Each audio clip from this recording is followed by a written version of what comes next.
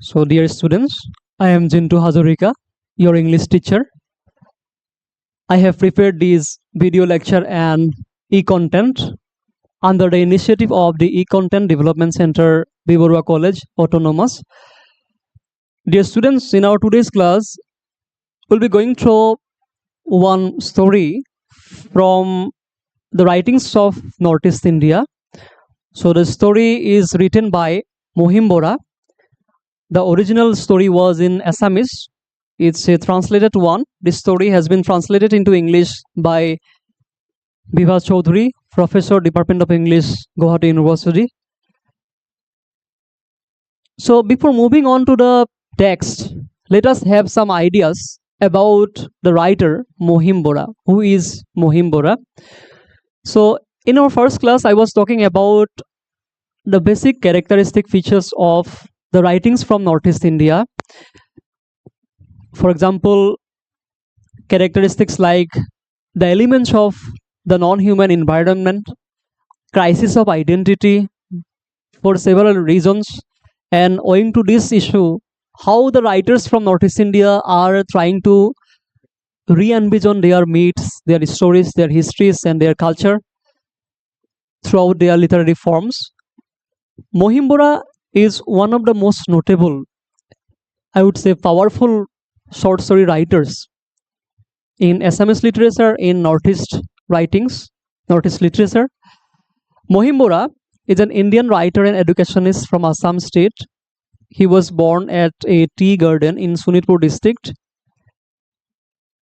He studied MA in Assamese literature from Guwahati University, and he worked as a teacher, as a professor in the Department of Assamese at Nagaon College. Let us look at the major literary works by Mahim Bora. I'm starting with his short story collections. Most of his short stories are not being translated into any languages, despite the fact that they have high literary value. So his short story collections include Kathoni Barir Ghat, 1961, Deha Goroka Prem, 1967, Moi Pipoli Aru Puja, 1967, Bohubhuji Tribhuj, 1967, Ekhon Nodir Mrityu, 1972, Rati Phula Phul, 1977, Borjatri, 1980, Moor Priyo Golpo, 1987. So these are very interesting and powerful short story collections. Then he has written some essays, non-fiction, which include Sinta Bichitra, Sahitya Bichitra. In the same year, they came into being, 1989. Now, his novels include Herua Digontor Maya, 1972, Edhani Mahir Hahi, 2001, Banduli Furor Rong, Putola Ghor, 2007 and 1973 respectively. Then he has written some children literatures which include Botris Putolar Hadu, 1976, Tejimola Aru Cinderella, 2007. His translations include Raja Ram Mohan Roy, edited book Shankar Devor Nath. His poetry collections, Rongazia, it's important. For, I think, Rongazia, he won Sahitya Academy, he won one award for this collection, Rongazia. It was for Rongazia. So it's very interesting. You may go through this. Then John Monir Hahi. He has left behind some radio plays which include Laru Gopalar Frame, Laru Gopalar Bibah, Laru Gopalar Ghor Sankar, Podum Kori, 1951, Nirmal Bhagat, 1951. These are the radio plays. Tini Tini Gol, Tup, Mas Aru Manu. He has been awarded for Padma 2011, Sahitya Academy for Assamese 2001 for his novel Edhani Mahir Hahi. You should go through this novel. Then also he won Assam Valley Literary Award. So before moving on to the story Audition, I would like to talk about the major themes so that you may look at these themes for your convenience while giving it a close reading of the story. So this story is basically, if you ask me to tell the summary of the story in a single sentence, the story Audition by Mahim Bora, I would say, okay, that maybe you may or you may not agree with me, but this is from my observation. So this story talks about one theme which includes universal human desire and aspiration for recognition. So this is one of the major dominating themes in the story. Then you can see Mahim Bora has very wonderful, you can see the wonderful combination of comic portrayal and sensitive issues. You can see the comic portrayal of Prafulla and his Bhishma Pratigya, how his Bhishma Pratigya turned into a parody. So I have written here parody of Prafulla's Bhishma Pratigya. So then questioning societal norms and traditional beliefs throughout the story, Mahim Bora, although its language is very simple, but he is trying to question some very peculiar societal norms and traditional beliefs. There are some matter of disputes, and he is questioning those societal norms and traditional beliefs. Through in the story, I'll be talking about what are the societal norms and traditional beliefs. For instance, he is talking about then use of irony. Basically, you know what is irony. Irony, in a very simple sense of the term, it's the difference between appearance and reality. And in this story, I would say basically there are two kinds of ironies used by Mahim Bora. One is verbal irony, and the other is situational irony. Verbal irony, it means in a very simple sense, you are saying something in order to mean something. For example, in an English play, there is a dialogue. You have taught your son finely, but that's an example of verbal irony. So similarly, situational irony. What happens? Situational irony. In situational irony, situation is something else, but the readers expected something else. So it's not expected what it was to be. So this is an example of situational irony. Then you have memories and traumas, both I would say unpleasant memories and traumas in the story.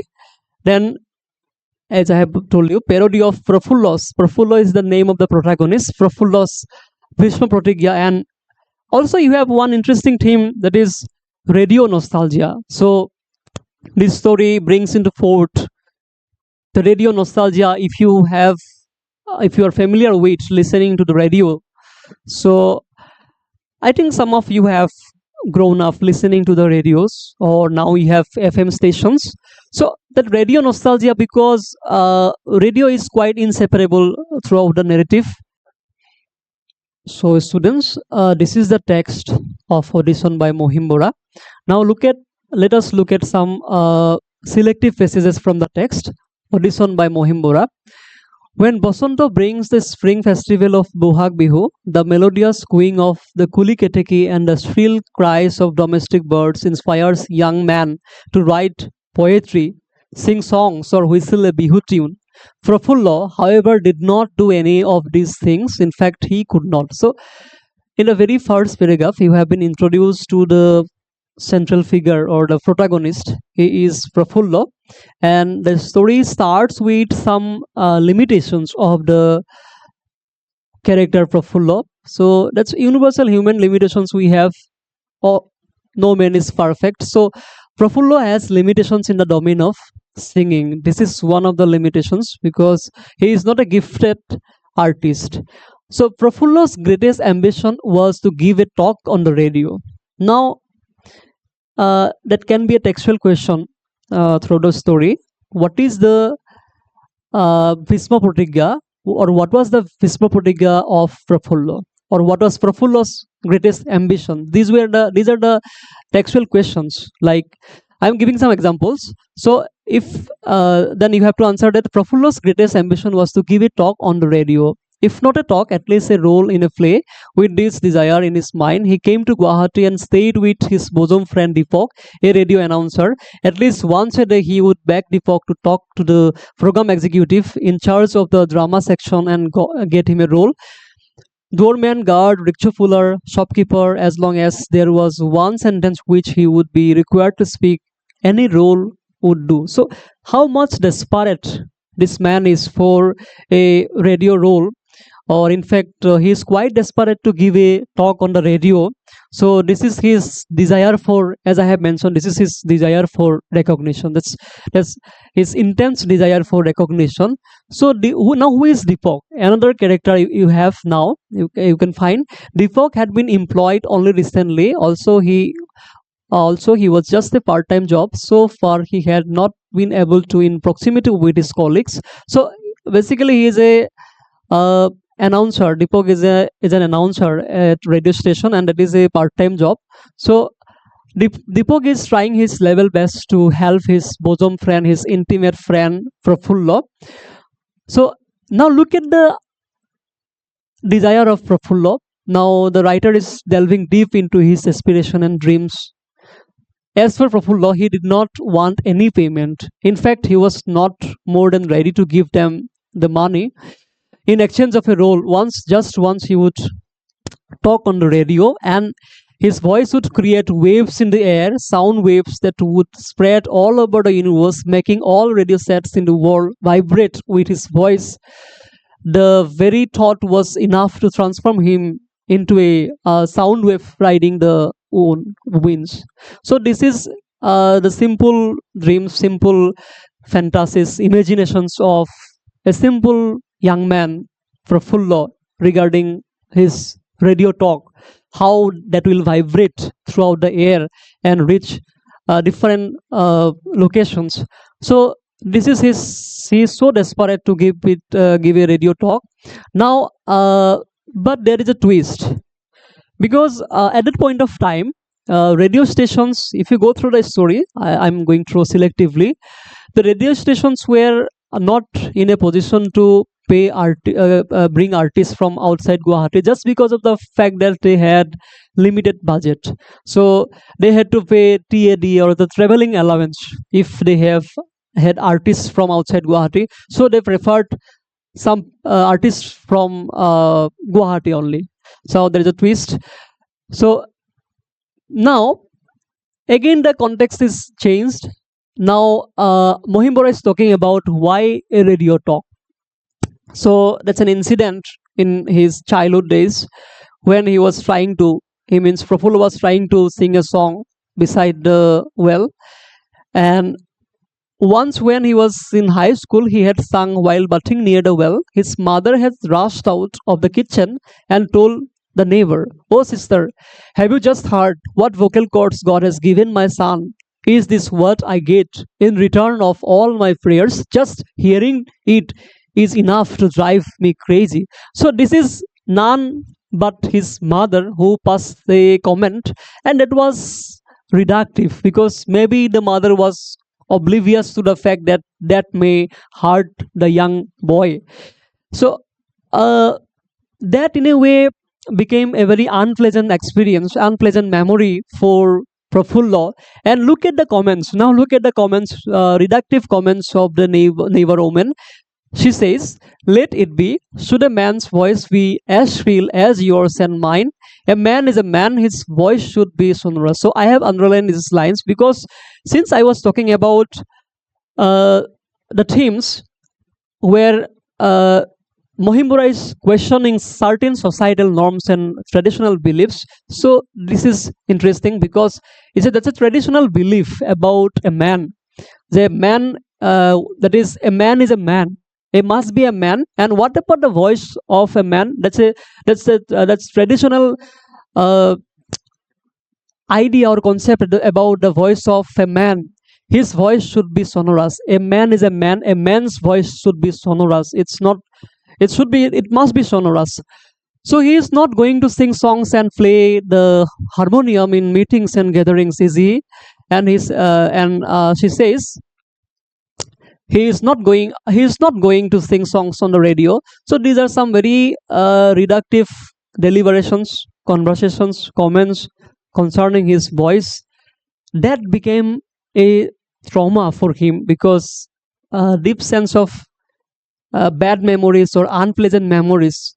Fafurlo overheard the exchange, and from that day onwards, he decided not to sing in any condition.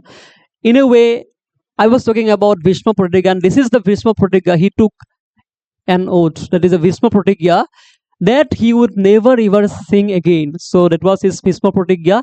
Now, actually, this story, in a comical sense, the Mahim Bora is trying to reflect how his intense desire, how this Bhishma Pratigya turns out to be a comedy, because eventually, now Kunjalatika was his dream girl. These are certain things. Okay, initially, in fact, eventually, Deepak got the news that an audition is upcoming for both music and drama. So since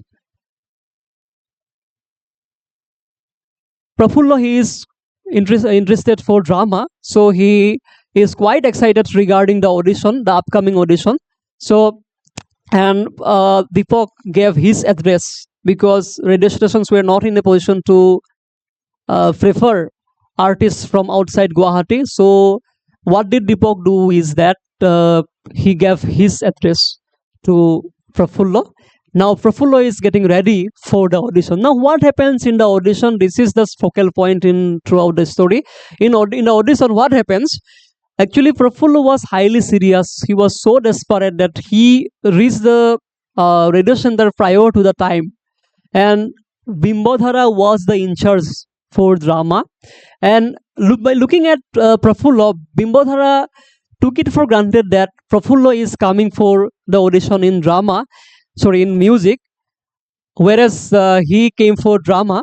And now Bimbodhara, time and time again, she is asking Prafullo to sing a song. Then Prafullo says that no, it's seemingly not possible for me because I can't sing songs. But eventually, he was forced to sing a song, and he sang a song.